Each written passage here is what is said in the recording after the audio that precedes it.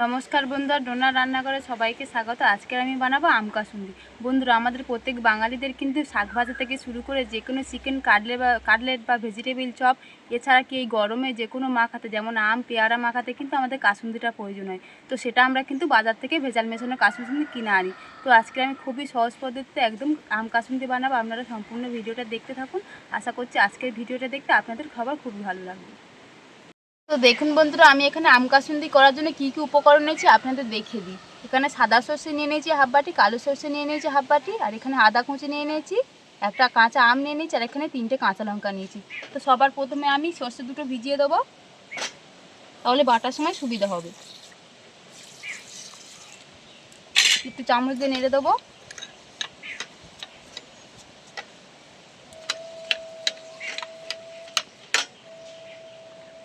তো এবার আমি আমটা কেটে নেব। প্রথমে আমি আমটা খুব ভালো করে ধুয়ে নেব, এবার খোসা ছাড়িয়ে নেব।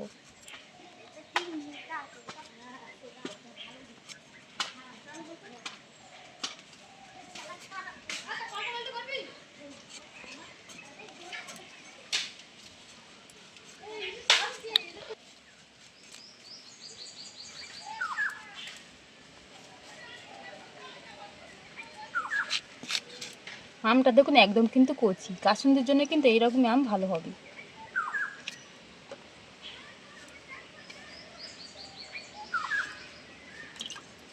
এবার ছোট ছোট পিস করে কেটে নেব।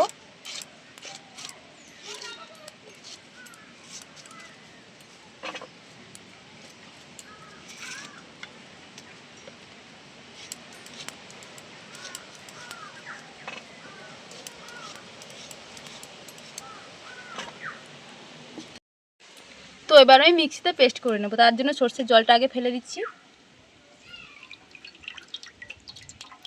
এবার আমি সর্ষেটা দিয়ে দিচ্ছি।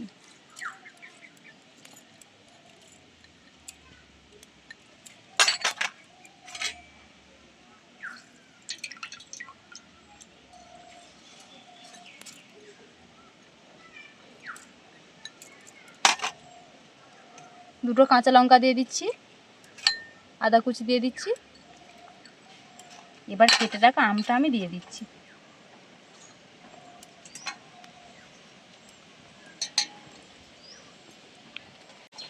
এবার আমি হাফ চামচ নুন দিয়ে দিচ্ছি, হলুদ গুঁড়ো দিয়ে দিচ্ছি।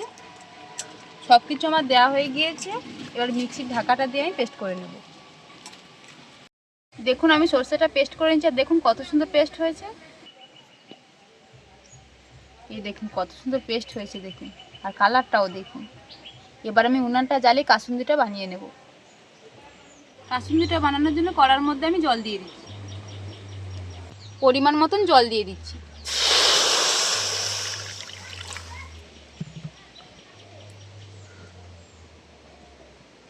জলটা এবার আমি ভালো করে ফুটিয়ে নেব কিছুক্ষণ জাল দিয়ে।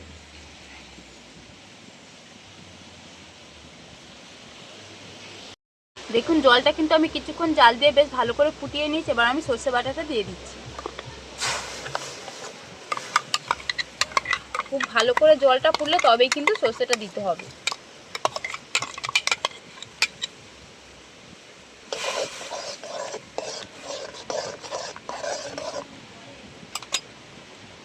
সর্ষেটা দিয়ে দিয়েছি। এবার দিয়ে দিয়েছি 2 চামচ চিনি।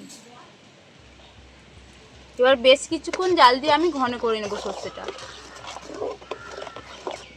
চিনিটা দিয়েছি যাতে সর্ষের তেতো ভাবটা কেটে যায়। দেখুন আমি 4 মিনিটের মতন জাল দিয়ে নিয়েছি, আর অনেকটাই ঘন হয়ে গিয়েছে। এবার ওর মধ্যে দিয়ে দিচ্ছি 2 চামচ ভিনিগার। ভিনিগারটা দিলে কিন্তু অনেক দিন ধরে কাসুন্দিটা ভালো থাকে।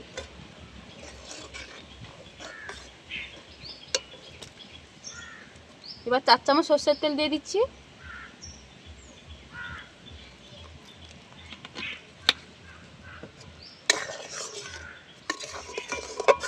কাসুন্দিটা কিন্তু প্রায় আমার হয়ে এসছে, আর 2 মিনিট জাল দিলে আমার কাসুন্দিটা একদম তৈরি হয়ে যাবে। ভিনিগার আর সর্ষের তেলটা দিয়ে 2 মিনিটের মতন আমি জাল দিয়ে নিয়েছি, আর বেশ ঘনও হয়ে গেছে। আমার কিন্তু কাসুন্দিটা একদম তৈরি হয়ে গেছে। এবার আমি নামিয়ে নেব।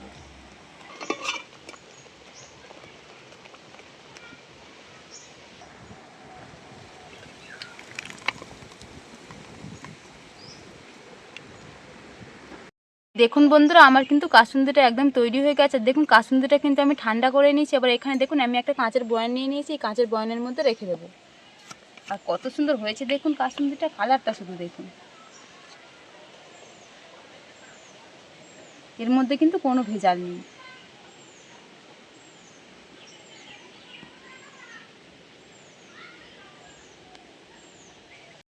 দেখুন বন্ধুরা, আম কাসুন্দিটা কতটা হয়েছে। আর এই আম কাসুন্দি কিন্তু বাজারে কিনতে গেলে অনেক দাম দিয়ে কিনতে হতো, মাত্র এক বাটি সর্ষে দিয়ে দেখুন কতটা হয়েছে।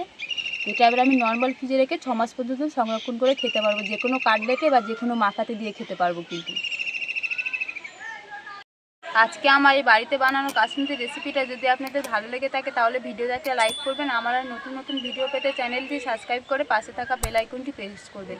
আর আমার ভিডিওটা সম্পূর্ণ দেখবেন, আশা করছি সবার ভালো লাগবে। আজকের মতন ভিডিওটা এখানে শেষ করছি, দেখা হচ্ছে পরের ভিডিওতে।